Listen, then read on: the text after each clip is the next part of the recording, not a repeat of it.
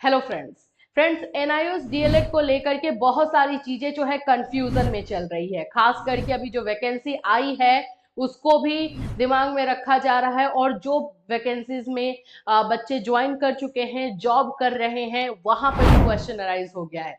अगर हम बात करते हैं तो 6th फेज यानी छठे चरण में जो बिहार में शिक्षक भर्ती प्रक्रिया हुई थी उसके बारे में अगर हम बात कर ले कि जो टीआरई 1.0 में बात जो एनआईएस डीएलएड वाले बच्चों ने ज्वाइन किया है उनका क्या होगा, और साथ ही साथ अभी जो चल रही है प्रक्रिया उसमें क्या है। तो इन सभी चीजों को जो जो पॉइंट्स हम अभी रखने वाले हैं उससे बहुत सारी चीजें क्लियर हो जाएंगी। क्या क्या जो है इसमें चीजें सामने आ सकती हैं उस पर भी बात होगी। तो फ्रेंड्स, चैनल पर पहली बार विजिट कर रहे हो तो चैनल को सब्सक्राइब कर लेना, बेल आइकन को हिट कर देना। ये इससे रिलेटेड हर इंफॉर्मेशन जो आप लोगों के लिए जरूरी है वो आप तक पहुंचाई जाती है। देखो, सबसे पहली बात कि क्या एनआईएस डीएलएड का सुप्रीम कोर्ट का फैसला आने के बाद एनआईएस डीएलएड को सभी शिक्षक भर्ती प्रक्रिया से बाहर कर दिया जाएगा, जो कि हो भी चुकी है, जिसमें बच्चे ज्वाइन भी कर चुके हैं, उनका क्या होगा। खास करके बिहार में जो है 2020 वाला मामला बहुत उठाया जा रहा है। जो 2020 में छठे चरण की शिक्षक भर्ती प्रक्रिया हुई है उसमें क्या होगा। मैं आप लोग को जो सुप्रीम कोर्ट का ऑर्डर है उसमें से ये पॉइंट हाईलाइट करना चाहती हूँ। इस पॉइंट में आप देख लो, और जो एक फाइनल पॉइंट है हम उस पर भी चलेंगे। दोनों पॉइंट से बहुत सारी चीजें जो है क्लियर होंगी। सबसे पहले तो बात करते हैं कि ये जो इस पॉइंट पे बात हुई है इसको आप लोग देखिए। इट अपियर्स, ये सिर्फ पटना हाईकोर्ट के बारे में है। पटना और त्रिपुरा हाईकोर्ट से जो ये मामला सामने आया है उसके बारे में बताया जा रहा है। It appears that the High Court of Patna had passed a judgment on 21 जनवरी 2020। 21 जनवरी 2020 को जो पास किया गया है in the case of Sanjay Kumar Yadav and others versus state of Bihar, holding that Director Primary Education NCT has illegally issued direction that the persons who had obtained DLED course for 18 months by NIS are not eligible for appointment on the post of teachers in primary school। तो इसका story ये हुआ था कि जो primary के director थे उन्होंने जो है 2019 में एक लेटर निकाला था कि जो जो भी एनआईएस डीएलएड वाले बच्चे हैं वो शिक्षक भर्ती प्रक्रिया में पार्ट नहीं लेंगे। उसी को चैलेंज किया गया, हाई कोर्ट ले जाया गया संजय कुमार की तरफ से, और इस मामले को जो है पहले तो सबसे पहले उनके जो भी नोटिस उन्होंने निकाला था उसको होल्ड किया गया। और इसमें बताया जा रहा है कि बिहार में जो हाई कोर्ट की तरफ से फैसला सुनाया गया, it held that the said direction of the director primary education NCT was issued on misinterpretation, देखिए, misrepresentation and misreading of the clarification issued by NCT।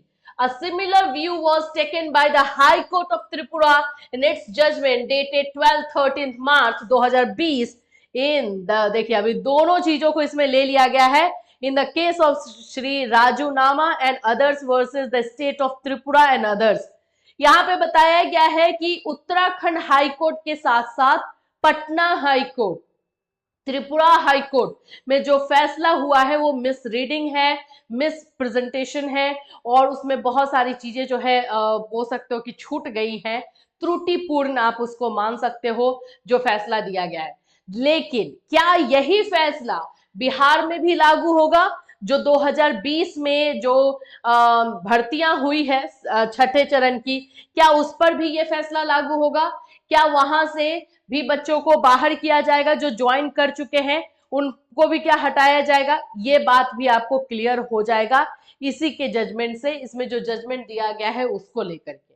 और दूसरी बात कि क्या टीआरई 1.0 में जो उन्होंने बच्चों ने ज्वाइन किया है क्या उन पे भी असर होगा, इस पे भी बात कर लेते हैं। देखो, जो यहाँ पे फैसला दिया गया है ये देखिए, द अपील्स आर अलाउड, तो अपील तो उत्तराखंड का अलाउ हुआ।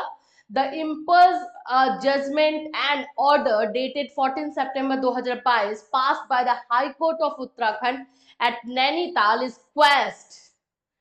यहाँ पे पटना हाई कोर्ट के मामले को क्वेस्ट नहीं किया गया है, यहाँ पे त्रिपुरा हाई कोर्ट के मामले को क्वेस्ट नहीं किया गया है।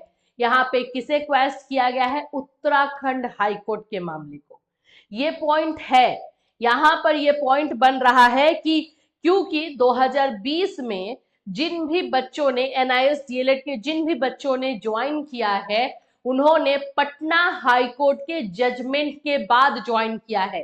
सिर्फ एनसीटी वहां पे इन्वॉल्व नहीं है, अब वहां पे इन्वॉल्व अब हाईकोर्ट भी है, और तब जाकर के ज्वाइन हुआ। लेकिन यहाँ पे क्वेश्चनिंग की अगर बात आती है तो सिर्फ क्वेश्चनिंग उत्तराखंड के फैसले को किया गया है, ना पटना ना ही त्रिपुरा।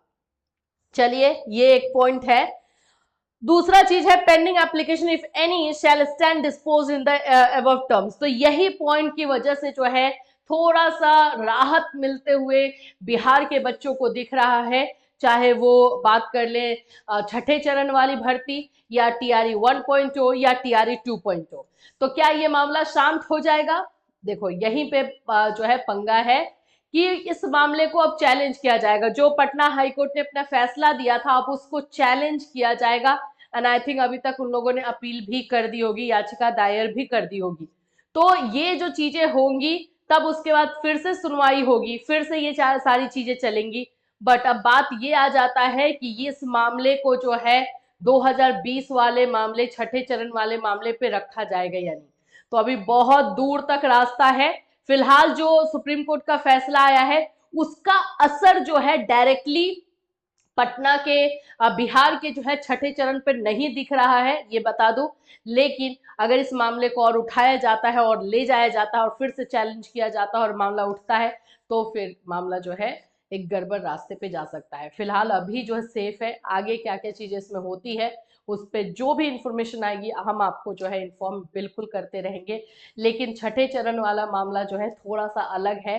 पटना हाईकोर्ट के जजमेंट की वजह से ये रिक्रूटमेंट हुआ था, तो वहां पे कुछ रिलैक्सेशन मिलने की संभावना दिख रही है। अभी आगे क्या होगा, कैसे होगा, ये तो अभी हम प्रिडिक्ट नहीं कर सकते हैं। जैसे ही जो भी चीजें होंगी हम आपको इसी चैनल के माध्यम से इन्फॉर्म करेंगे। Till then, take care everyone.